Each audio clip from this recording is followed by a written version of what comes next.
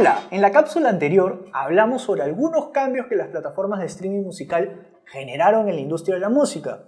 Pues bien, ahora conversaremos mucho más a fondo sobre la revolución de la industria musical como un fenómeno y nuestra relación con ella como consumidores. Y vaya que la industria de la música es un fenómeno de masas, cuando no un fenómeno de culto. Y comprobarlo, la verdad, no resulta nada complicado. La gran mayoría de nosotros podría nombrar sin mayores problemas entre 5 y 10 bandas que sean parte de nuestro soundtrack personal.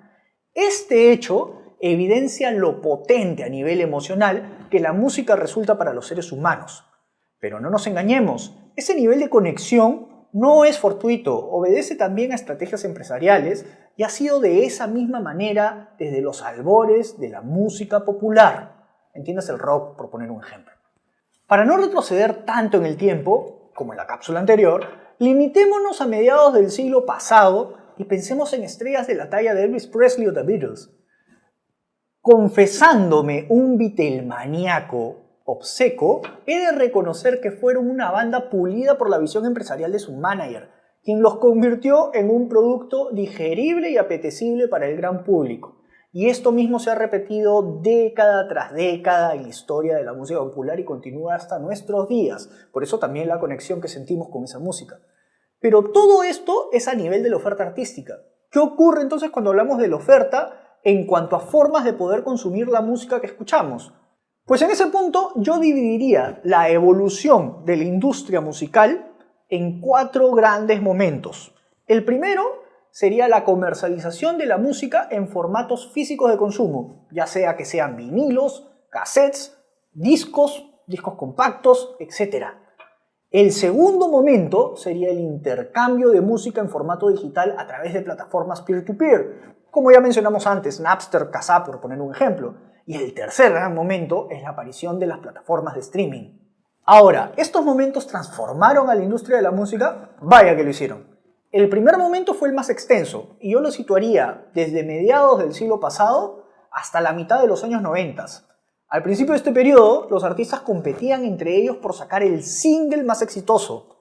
Y el álbum era solamente básicamente un producto de soporte o de relleno, pero las grandes masas lo que adquirían eran hits musicales en formatos de single, el disco chiquito de 45 RPM.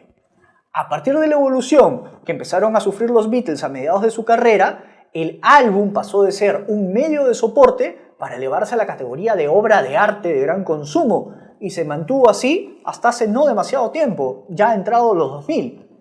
El segundo momento puso en jaque a la industria musical en cuanto a su capacidad de generar dinero, ya que el hecho de poder compartir música de manera gratuita a través de las plataformas peer-to-peer produjo innumerables pérdidas monetarias para las industrias discográficas, demandas incluidas. Fue un proceso engorroso.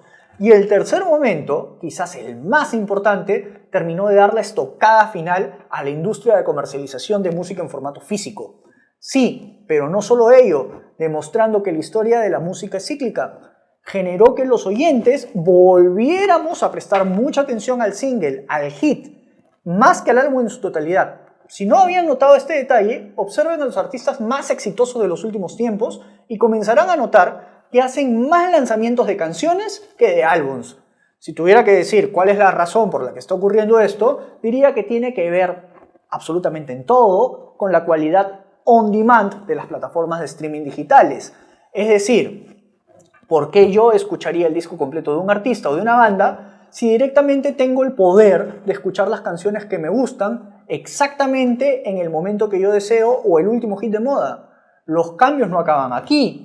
Empiecen a notar que los hits de hoy en día suelen repetir una misma fórmula y es la de dejar oír su coro dentro del primer minuto de transcurrida la canción. Y el motivo es nuestra predisposición inmediata y actualmente casi compulsiva de cambiar una canción desconocida que no nos engancha inmediatamente. Habiendo dicho todo lo anterior, llega lo que quizás sea la revolución más trascendental de esta tercera etapa: la gran cantidad de data generada por nosotros mismos y nuestro consumo de música en las plataformas de streaming digital.